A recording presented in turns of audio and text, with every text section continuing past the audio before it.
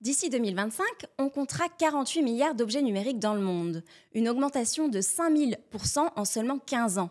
C'est colossal et on est encore loin de la sobriété numérique.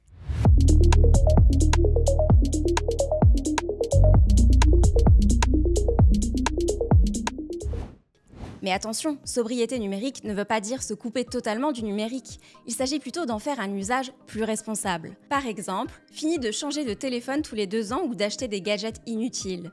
Parce que oui, le numérique, ça pèse lourd sur l'environnement. En 2022, 4% des émissions mondiales de gaz à effet de serre venaient du numérique. Ça n'est pas rien. Ce qui est encourageant, c'est que mettre en pratique la sobriété numérique, ça n'est pas compliqué. Prenons un exemple. Limiter les envois de mails avec pièces jointes. Un mail avec pièce jointe, c'est 35 grammes de CO2 contre 4 grammes sans pièce jointe. Maintenant, imaginez si tout le monde s'y met. La sobriété numérique, c'est aussi avoir le réflexe de faire réparer son ordinateur plutôt que d'en acheter un neuf. C'est faire durer ses outils, en les entretenant, en les mettant à jour régulièrement, en les éteignant quand ils ne servent pas. Ces petits gestes additionnés font une grande différence.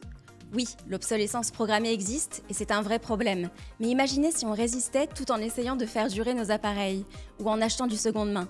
Les fabricants seraient bien moins motivés à sortir sans cesse de nouveaux produits.